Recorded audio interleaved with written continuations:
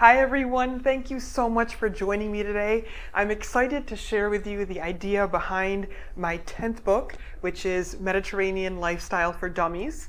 So how many of you have already been to one of my book launches at Melissa's before? I've done quite a few of them, and this is the one that I'm doing virtually for the first time, but it's been so great to be able to meet all of you in the past and engage with you. So let me know if anybody already knows me from before, or if you're new, let me know that too. So with this book, I was giving a lecture at the Smithsonian a while back, and they asked me so many questions about the Mediterranean lifestyle because the presentation was really about the secrets behind the diet, because a lot of people were telling me that they were having an easy time converting to the Mediterranean diet, right? Because it's so easy and it's a lot more flexible than a lot of other eating patterns out there. But maybe they weren't so sure about the results that they wanted. They weren't getting them as quickly, and they didn't know how to really turn that diet into a lifestyle. So that's why I wrote Mediterranean Lifestyle for Dummies.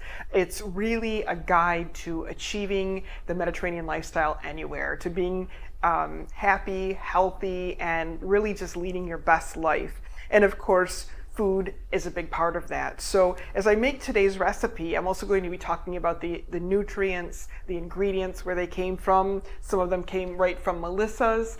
And I'm also going to be sharing these little tips. And if you have any questions about those, or you'd like to discuss those more, let me know. If any of you are already enjoying the Mediterranean lifestyle, for those of you who are joining from California, of course, it's much easier for you all over there because you've got that great weather. But no matter where you live, you can make these things work for you. So the book is not actually a cookbook. It really is a lifestyle book. It's got 30 recipes in it, and so things like homemade spanakopita, which in Greece, we even eat for breakfast in the places where I lead my culinary tours, has Egyptian foul medames, some wonderful things from all over the Mediterranean, an Italian sponge cake, Cannellini beans with artichoke hearts and dandelion greens. That's actually the recipe that we're going to be making today.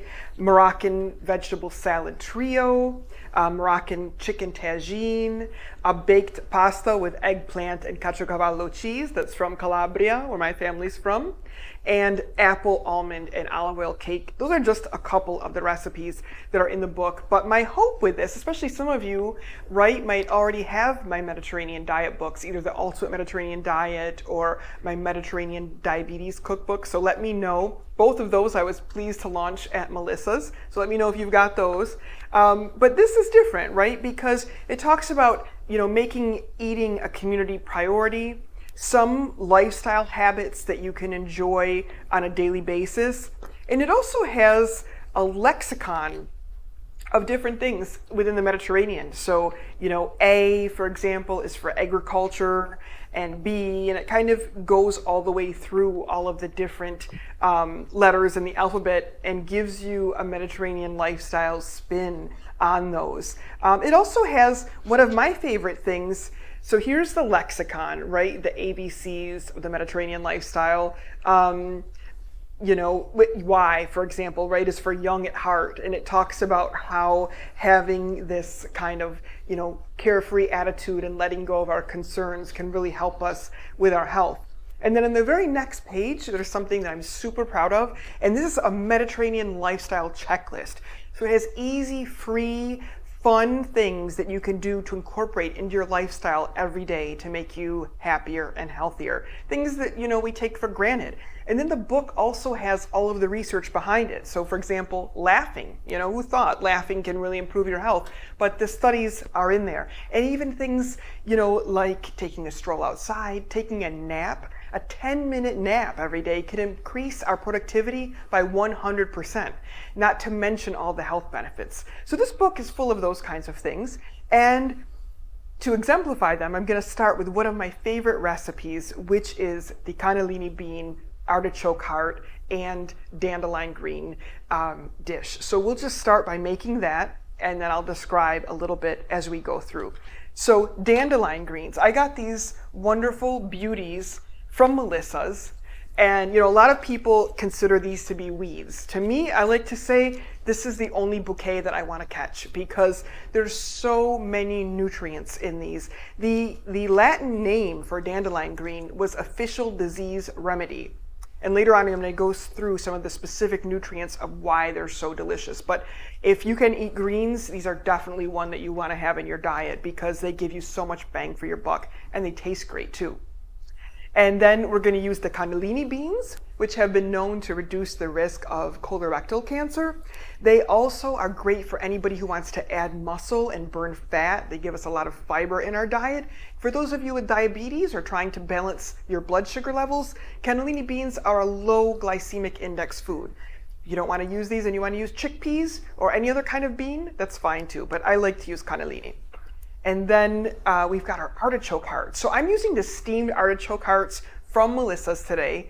This is a wonderful product. As for those of you who are used to working with fresh artichokes, you know that they're only available in a limited season, and then they can be kind of hard to get a hold of. Once you do get a hold of them, it takes a little bit of work to clean them. Totally worth the effort if you can get fresh ones, but I'm very happy that this steamed refrigerated variety is available through Melissa's because they make artichoke hearts, I think, a lot more accessible for people. So I'm going to get started just turning on my flame. And once this burner gets hot, I'm going to add my olive oil. So all of you should have received by now a bottle of my signature private label olive oil. This is an extra virgin olive oil that comes from the Fattoria Martelli, which is an orchard in Abruzzo in Italy. And this is my own blend that I'm actually able to taste. It's a blend of two different cultivars. One is called the Gentile di Chieti, which is a native of Abruzzo, and the other one is Intosso, which is also native to that region. So it's a blend of only those two. You can only get it there, and of course I import it and I sell it along with my other products at a store called D'Italia. So that's the olive oil that I go with. If you have your own favorite olive oil or one that you like to use, just make sure that it's a good quality extra virgin, because that's going to give you a lot of those polyphenols and a lot of those healthy fats that we need to make this really work in terms of a recipe and our nutrition. So the first thing I'm going to do is just very roughly chop up my dandelion greens, and there's no rhyme or reason to this at all. Now, you don't have to cook dandelion greens. For those of you who are new to this dish, you can totally eat dandelion greens in your salad, which is what I do all spring and summer long. Both the dandelion greens and the cannellini beans are great detoxifiers for our blood and for our bodies. So it's a really good thing to have and be able to incorporate into the diet, just to have us kind of feeling our best and looking our best. So I want to make sure that if you haven't tried dandelion greens, you really, really should, because they're the unsung heroes of the kitchen. In Southern Italian cuisine, especially in Greek cuisine, dandelion greens are everywhere. And so, in this country, a lot of people see them as a weed, and it's just so unfortunate because they're so good for us. So I'm going to start out by just continuing to chop these. And there are a lot of Italian dishes. You can add these into soups. You can add them into frittatas if you don't want to make them into salads. You can toss them into pasta dishes. I have some videos, on my website of Southern Italian beans and greens. So you can make a puree out of fava bean, cannellini bean, or chickpeas, and just add these wonderful greens into them. And it's such a great way to make sure that you're getting your nutrients and your vegetables throughout the day. There's such a high concentration of antioxidants in these. So I'm going to add a little bit of unrefined sea salt right as these cook down. You can add yours whenever you like. The reason that I add unrefined sea salt is because when the sea salt is unrefined, it still has a lot of the trace minerals in it. So magnesium, potassium, things like that, which our bodies need to digest sodium. So when we use a processed salt, we're getting rid of all that, and our bodies have a harder time metabolizing the sodium, which is why sodium gets a bad rap. But if you use the unrefined sea salt, you have a much better result.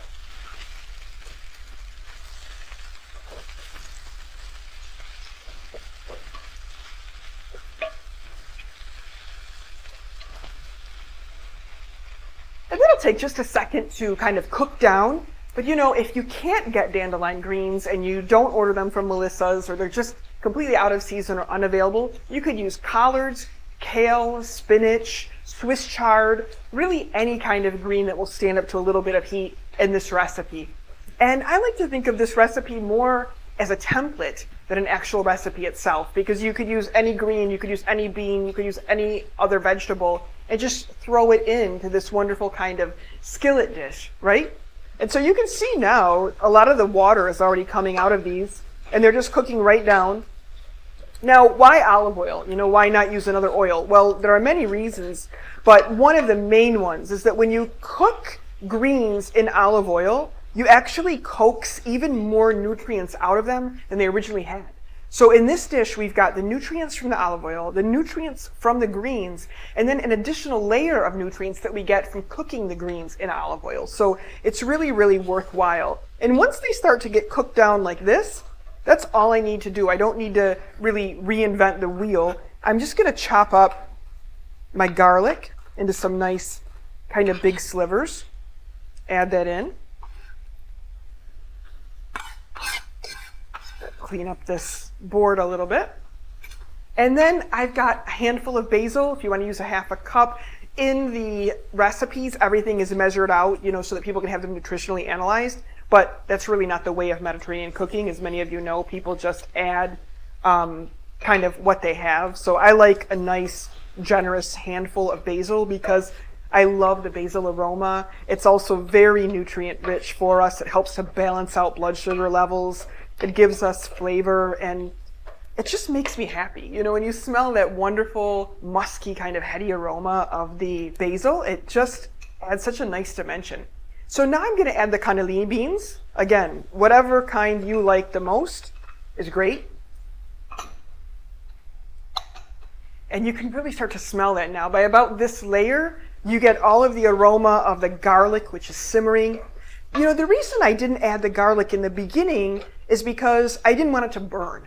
A lot of mistakes people make when they cook Italian food or Mediterranean food for the first time is they really get that garlic really dark, and then they add in the other ingredients. And by the time you do that, then it's kind of burnt. And the darker the garlic gets, the more of an acrid flavor your food will get. So you might be going for that. Like there are some dishes like Egyptian kushari, which we want a nice dark garlic to make that. But in other dishes that are a little bit more delicate like this and don't have a lot going on, if you make the garlic really dark, what will happen is it just impart this bitter flavor. If you are one of those people that always has a very bitter tomato sauce, no matter what you do, you're probably overcooking your garlic. You really want to cook the garlic just until you start to smell the aroma. Then it's done. So I'm going to give this some freshly cracked black pepper for a little more aroma.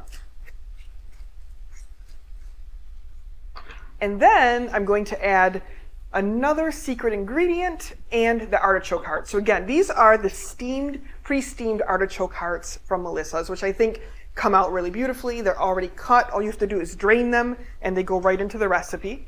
So I'll add those in. Maybe I'll keep one out for decoration, now that I think of it. I think to keep one out will be nice. And then I'll just let these all kind of join the party, make sure that they're coated in the olive oil, that the beans and the garlic are cooking. And as soon as I get a little bit more of the flavor coaxed together from those, I'm going to give them a drizzle of this. So this is my white balsamic vinegar. It's made by the Castelli company in Emilia-Romagna. And this company is known for their traditional vinegars, and especially the traditional balsamic vinegar. This white one is kind of a new invention. It's called white balsamic, but technically balsamic has a lot of different types of grape in it. This one is just the white Trebbiano grape, and it's only the must from that. They age it in a way that it becomes very sweet, but there's no sugar, no preservatives. It's only coming directly from the grape. So it's a great quality, very healthy product. And that's also available at D'Italia. And I'm just going to add a little drizzle of it in because I want to kind of kick up the flavor of these. I'm not going to let it cook too long because it's a nice sweet flavor, and I want to make sure that everything is working together. This is a small-ish portion. Probably could work for about 4 as a side dish, or maybe 2 if you wanted to make it into like a lunch. Otherwise, the leftovers, when I make it, I usually make double, because what you can do is you could then use the leftovers. So for example, the way this looks in the pan right here, I could just, whip up 6 eggs and throw them in and be on my way to a really nice frittata, if that's what I wanted to make. Or, I could turn these into a pasta. I could toss cooked pasta, cooked rice, any kind of other thing, quinoa, into this, and I'd have a really nice vegetarian main dish. So there's a lot of, different options that you have when cooking things like this, and just very traditional in the Mediterranean. But the thing I love the most about it is it's a delicious and nutritious way to get so many vegetables. So per the Mediterranean diet, right, we should be eating about 9 to 12 servings of fresh fruit and vegetables a day. And a serving's not a lot. It could be, depending upon the ingredient, a half a cup to a cup. So we want to have a serving of legumes a day. We've got that with the Cannellini bean. And then we've got 2 to 3 servings of produce, because we've got the dandelion greens, we've got the artichoke hearts, the basil, and the garlic. So you get a lot, just with one little side dish or, vegetarian main, you're already on your way to meeting your daily requirements for so many nutrients, and it takes just a matter of seconds. I think this is fast food, right? This is the real fast food. If you want to save time, wash your dandelion greens in advance and make sure that everything is ready to go. Use these artichoke hearts from Melissa's, and there's no reason why you can't make something like this in just a very quick time after a busy day of work, or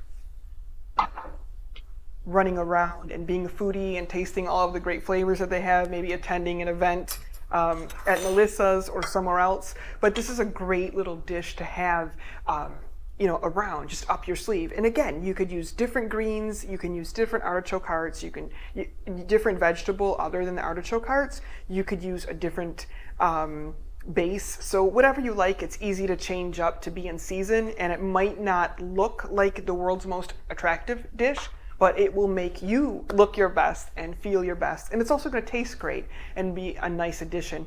When we fill ourselves up in our meals with fiber, it really helps to help us feel full longer and to help us make those meals last. A lot of times I find in people's diets, when they get hungry often, it's because they're not eating enough fiber. And so this is a great way to get the fiber in the diet as well. And so here we have our cannellini beans, artichoke hearts, and dandelion greens. I hope you enjoy it. So now we're moving on to our second recipe, and this is from my other new book. This is a book that I just released in April. It's called Italian Recipes for Dummies. It's my latest one, and I'm super happy to be able to show it to you today and share it with you, because it was a labor of love. It took me a long time to write it. It was based off of a Mastering Italian certification class that I used to teach for many years at l'Académie de Cuisine. And so my goal with this book was that you would learn how to cook like as if you had an Italian nonna or you went to cooking school in Italy. It's got all of those, both casalinga or homemaker tips, but also the professional cooking tips. So like everything I know about Italy from all of these years and all of my travels is in this book, and also professional cooking. So what we're going to make today is this insalata di mare, or a seafood salad. But there are 150 recipes in this book, and they have everything from breakfast, lunch, dinner. We start with all of the courses, and I explain to you how to make the traditional Italian courses. So everything from antipasti and aperitivi to first courses, which of course could be fresh pasta, there's a whole chapter on that. Dried pasta, another chapter on that. Sauces, complete chapter on that. And then you have other primi, so gnocchi, risotti, soups, all the different kinds of soups are all in that other chapter. And then we have all of the different second courses, so the seafoods and the different types of those. Then we have the poultry, and then there's another chapter for more meat, red meat type things, lamb, beef, goat, all of those are in a chapter. Then we have the side dishes, or the contorni. We have a chapter on salads. We have a chapter on fruit and cheese and nuts, and how those kind of are the bridge between the salad and the dessert in a traditional full Italian meal.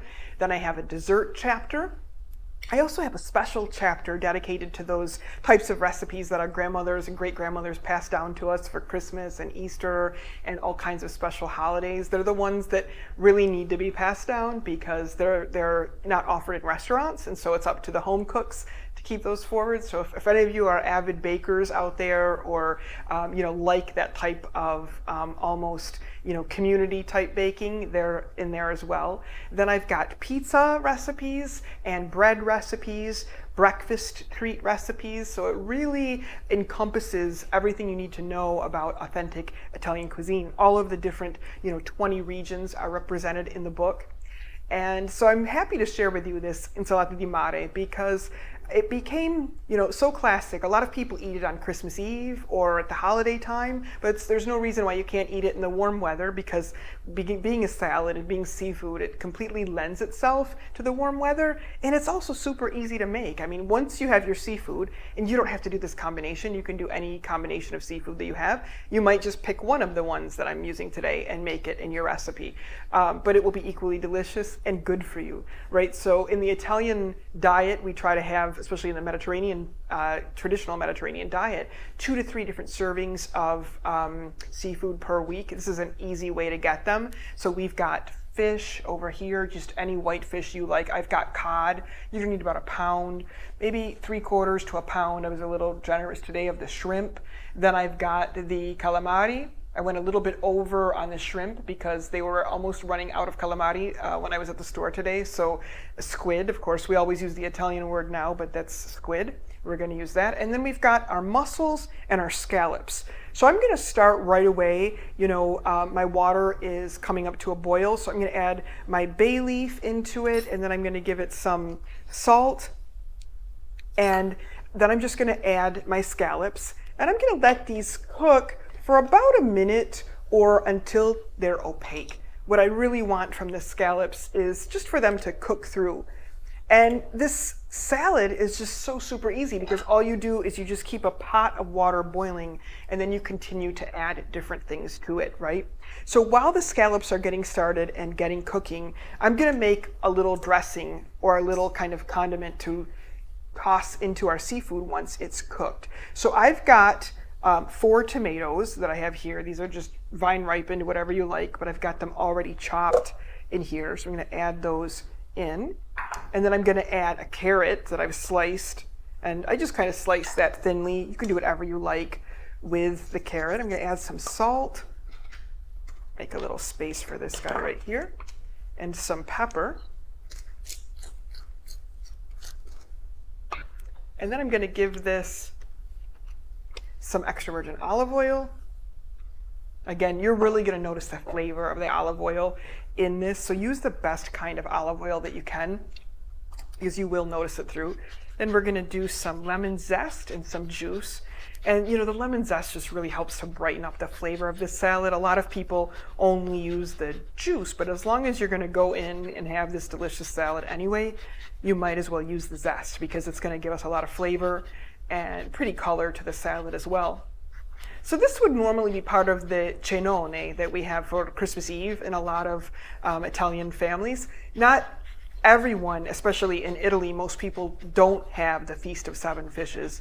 Some do, but that's really become much more popular in America than it is in Italy, but still people have seafood on that night. So whether they have 7 or 9 or 13 or 1 or 2, they will still have seafood. So this one actually has 5 different types in it. So if you're going to make, for example, the Feast of Seven Fishes, you could have this dish, and then you could have as an appetizer, and then you could have like a pasta with seafood, and then you could have a fish for your main course, and you would have the 7 fishes taken care of right there. Otherwise, you could just have this, and it would be wonderful as well. So you don't have to do all of them if you don't want to. And you can see this is already looking really bright, the orange and the yellow and the red. And it's nice because then the fish is pretty much opaque in color at the end, and the mussels give us that nice shot of dark, rich black color. So it'll be very pretty at the end, even though the ingredients themselves aren't so gorgeous before we start mixing them together.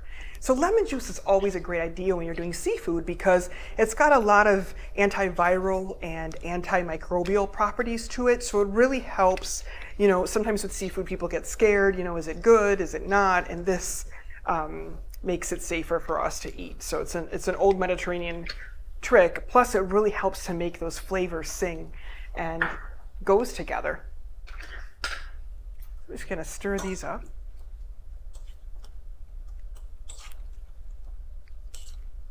And we'll just kind of let those flavors hang out and mingle, be happy together while we make the seafood. Now I can see, if I look in here, this is starting to boil and starting to get a little bit of a skin on the top. And you can see my scallops here are really cooking through nicely, but I'm going to give them just a little bit longer just to make sure. So when you're looking for your scallops, make sure you purchase what are called dry scallops, because dry scallops haven't been treated with any chemicals or injected with anything like TSP. Sometimes they can legally inject these scallops with things, unless they're labeled as dry, or wild caught or something like that, it's a little bit harder to decipher. So you can usually tell by the price, but double check that they haven't been injected with anything, that they're dry, and then purchase them. And that way you'll be sure in eating a good quality scallop. For this recipe, restaurants especially, or anybody who wanted to get away with not using a good quality one could, because they're being boiled. But if you were going to actually saute the scallops, if they were injected with TSP, they'll never get golden. And so I learned that by mistake once on television, and so I'm telling all of you so that you can avoid that if you didn't know.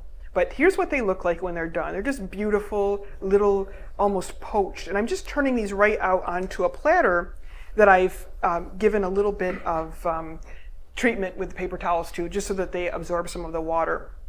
And that's going to be the first step. And if you wanted to toss these into the salad and end the day right there, you'd have a beautiful, nutritious salad and light meal that you could have with some bread and maybe some greens. But I'm actually going to keep going and continue to cook the rest of my seafood. So what I'm going to put in here now, I'm going to give us a little bit more salt just so that we come up to a boil more quickly, because you want to keep this water boiling. I'm going to add the fish. So this is my cod that I've chunked, and that's just going to go right down in there. And then I'm going to add the shrimp. And these will cook together. They cook in relatively the same time. And I'm going to show you this guy because I left one unpeeled just so I can show anybody who's not familiar. I know most of you, if everybody who I know is joining along with us today, then you all know how to peel shrimp. And so I apologize if I'm being too elementary, but for some of the newcomers, or if you're just not a seafood fan, So basically, this is the vein, and what you do is you just put a knife or your finger back here and pull that part out. When you make that slit, it makes it super easy to then touch the tail and break the rest of the skin off. And so that's the tail and the skin that I can throw away, and this is our beautiful little shrimp that I can cook with. Now, another tip that I like to tell people is if you're going to be making shrimp and you want to buy them, but you want to have them so that they're nice and fresh, always buy them with the shell on. It makes you be sure that they're a little bit more fresh. And also, these shrimp shells make the best seafood stock ever. So even if I'm in a hurry today and I don't have time to make seafood stock, I can throw them all in a Ziploc bag, put them in my freezer, and then when I'm ready to make stock, I just throw them into some boiling water like this with a bay leaf, with maybe a little bit of onion and celery and carrot, and I have a wonderful seafood stock in about 30 minutes. It's really nice to make risotto, or in some areas of Italy they make, especially in Calabria where my family's from, they make a chickpea soup, but they do it with the seafood stock, and then they put a little bit of shrimp on top, and it's a really nice way to have the legumes and the seafood together in a recipe. So I'm just gonna stir this up now, and it's amazing. I mean, look at the shrimp are getting pink. 1 minute, 40 seconds, something like that, depending upon how high your boil is really all you need, because all you want is for these to come together and to start releasing their proteins. You do not have to cook them for a long time at all. Now, if you're somebody who likes to saute the seafood and you want to do that, we're going to do that step for our mussels. So you can see that and kind of witness and say, is that something that I want to move forward with or not, or if I like to continue to do it this traditional way. When I was writing this book, before I wrote it, even though I had a lot of recipes that I know needed to be in it because they're classic and they're standard and that's what is offered, I also wanted to make sure I had some kind of fan favorites in there. So I polled my Italian chef friends, and I polled people on social media, and I was like, what would you all like to see in my next Italian book? And the first answer that I got was this insalata di mare, and then a lot of people requested it since. So that was the reason for doing it. Now our next ingredient is calamari, or squid. These are baby calamari. I just want to be sure that I explain that to everybody. These are the body, and you can see how small they are, so they're baby. The large, full-size calamari are bigger than my hand, and the tube is much thicker than this. So you can see this is just a little, almost a see-through little guy. Whereas if it were a mature one, it would look like a fish, almost, kind of that size. Okay, and this is the tentacle. And I've bought it, like this, and then I just cut it down into little rings. So these are the little rings that you could use if you wanted to make, into fried calamari or anything like that, or put them into a pasta sauce. But I'm just going to serve them this way in this recipe because it's easy, it cooks super fast, and it's delicious. And people really, really like it. I think it's amazing how, the word calamari just is always used in Italian. Nobody says squid. Even in other languages where they have different words for calamari, they always use the Italian word. So it's really one of those things that's just taken over. And I'm going to put these right out onto our paper towels along with our capesante, or our scallops. In Italian, scallops are called capesante. And just make sure that those are all on there. And you can see the shrimp become like little @ signs, when they're cooked, but not too much. Like, you don't want them to get too tight, because if they're too tight, then their proteins have really condensed too much and they're going to be tough. So you want to just, like, the minute that they get pink and opaque, and also this little like @ sign kind of a thing, that's where you want to go. Now I'm going to add my calamari to the party. These usually only need about 40 seconds, and they're going to be the last ones to cook up. So I'll give them a little bit of salt and a nice stir. And what we're going to do once those are done, we'll reserve a little bit of the cooking liquid, and that's how we're going to cook our mussels. So we're actually going to steam our mussels in a skillet. We're not going to throw them right into the party with those. We're going to let those just cook that way. So I've got the mussels here, which I've already cleaned. You want to try to buy your mussels the day before at the earliest, but it's better if you can have them the day of, because they'll become fresher. Just make sure you get a good quality, good source of fresh mussels. And then you're going to want to wash them with a clean nail brush or a kitchen brush, something like that, and run them under cold water. You don't soak them in cold water, but you just get the debris off this way and then run them through the cold water, and you only use the mussels that look like this. So the mussels have to be completely clean. They have to be completely not broken around the edges. They have to be closed, because this means they're alive, right? Because when they open, they're dead. So I saved some bad guys out here for you. So this is one that's all broken. Obviously, I'm not going to want to put this into my stew because it's going to break off and it could be even dangerous. So that's one we don't want. This one I left because it has a little beard. So for those of you who have never cleaned mussels, you just take this little string and you pull back the other way to get rid of this, which is the little, what they call the beard, and what we don't want. So that guy can go in there. Now this one, a little bit broken, so I'm not going to use him. And then this one is open. So whenever the mussel is open like this, it usually means it's dead. But sometimes they play tricks on you. So what you do is you tap it on the counter like this, and you just leave it for a minute. And if they close up, you know they're still alive and they're just playing tricks. And if they don't, then you have to throw it away because it's dead. So here's another one. Let's try this guy. And you just leave it for like a couple minutes and see. So far, I don't see either of them moving, so I'm thinking that they're not with us anymore, and I'm just going to get rid of them and not include those in our recipe. How many times have you been to a restaurant and there's been a broken mussel in there? Send them back. This is like Cooking School 101. No matter what culture you're from, you should not be eating broken mussels in your recipe. And don't let any restaurant convince you otherwise. Look how beautiful. These are just, they're so cute, right? And how could you not love these calamari? If you have a delicious tomato sauce, maybe some fresh tomatoes, that great ones that you got from Melissa's, and you toss these in with that and put that on your pasta. It's just like a feast. And it just, makes everybody look happy. And it's super simple. I mean, there's no special technique, no, rocket science going into this, just fresh seafood and a little bit of patience to do them one at a time. And that's really all you need. So I'm going to set my boiling water over here. And then I'm going to switch into my skillet, because this is where we're going to cook our mussels. You need a nice wide skillet. I'm keeping this on high just so that I can make sure and heat up that surface area quickly. Keep your lid handy. With mussels, I'm very low tech when it comes to equipment, but with mussels you always need a pot that has a cover. Otherwise, you will not steam your mussels properly. So that's just 101. Make sure before you go to make them, you've got your pot ready, you've got the lid ready, and you'll have really good mussels. So I've got my extra virgin olive oil in there. I'm going to add my garlic. You could add some chilies if you like. I love crushed red chilies, and so they go into a lot of the things, the pepperoncini. Feel free to add them here. And basically the only secret that I'm going to do is just let this garlic kind of sizzle and do its work until it starts to release its aroma. So that's really what I'm looking for in this recipe. And then once it does that, which I can smell right now, I'm going to add the mussels right into the pot so we can start this party. And you could add any liquid you like. You could add broth, you could add wine.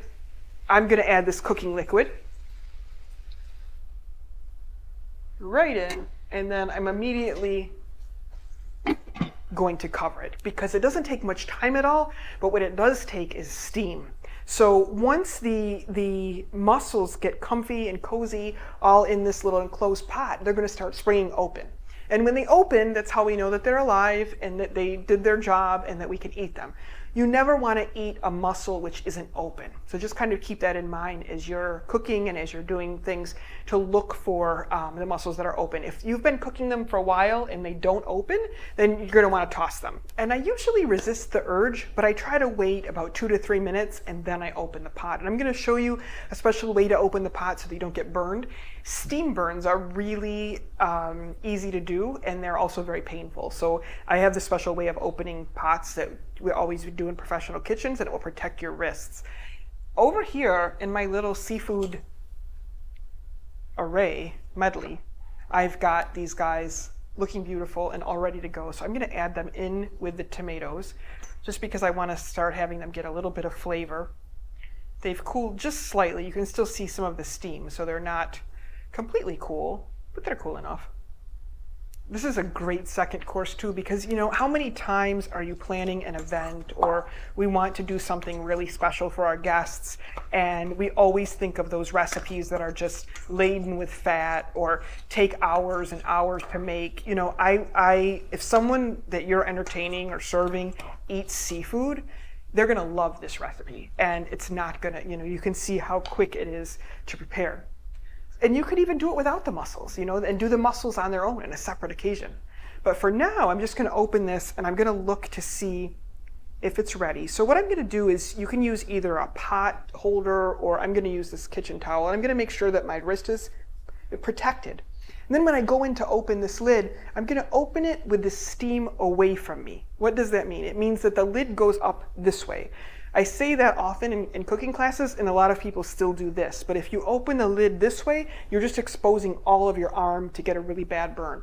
So you always want to open the lid away from you, and hopefully no one else is there too. If they are, get them to clear away, and then see them opening this way. And that way all of the steam comes over here. So once I do this, I can see that my mussels are starting to cook. They're not completely cooked, but some of them are open. So what I'm going to do is just give them a shake, cover the lid, and make sure that they cook all the way through before we add them into our dish.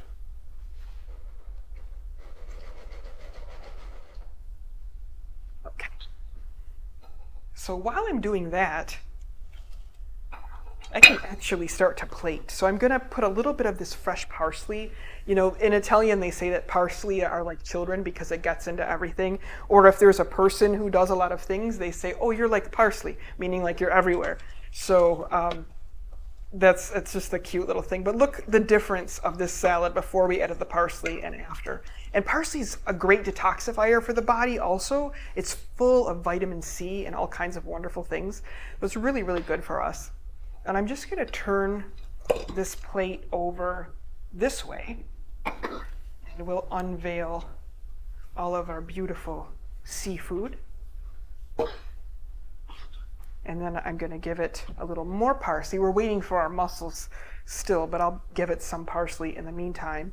And then we'll put the crowning glory, this one beautiful tentacle, we'll put him right in the middle, just for the dramatic effect. I know some people, it's a love-hate relationship. Some people love these, some people hate them. You don't have to use it. You can totally get the calamari without that. But I think it's nice to have those two. And then from there, I will open this guy, and I will take the ones that have opened, and I'll put them around, just in kind of a decorative pattern, so you can see what they're going to look like. And we have a lot more for the party, right? So you have to remember this amount that I'm making here for you today serves 8 as an appetizer. I would say, you know, it could serve 4 to 6 easily as a main course. So just kind of keep that in mind as you're planning things and you're deciding how much you want to give your different guests and what you're serving. This is quite a nice amount, especially the mussels. I mean, people just love these, and you know, to sop up with a little bit of bread is really nice. I want to get some of the little baby ones into the party too. And there are many more left. And so for right now, I'll just plate it that way, but you all can see how many are in this pot just from one bag of mussels. You could use less.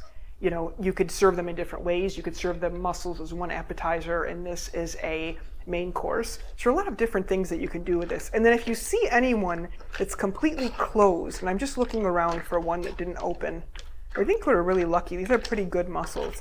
You don't also want to do any prying. You want them to open on their own. But if anyone stays closed, just discard them. Don't serve them to your guests. Don't use them. You want to let them really be if they're overcooked. So here we have our insalata di mare. I think I'm going to serve this by drizzling it with a little bit more of extra virgin olive oil. And I hope that you all are able to serve this dish or similar ones in your next special occasion. Let me know, if seafood is a part of your celebrations or traditions, or if you make the insalata di mare, if you make it this way, or if you make it another way. And if any of you are interested in purchasing any of my products, you can get the Amy Riolo Selections products at D'Italia. It's DITALIA.com, and enter Amy Riolo at the discount code at checkout, and you can get a 10% discount. My books are all available with For Dummies on Amazon, so you can get the Italian recipes for dummies or Mediterranean lifestyles for dummies, both available on Amazon. Thank you all so much for joining me today.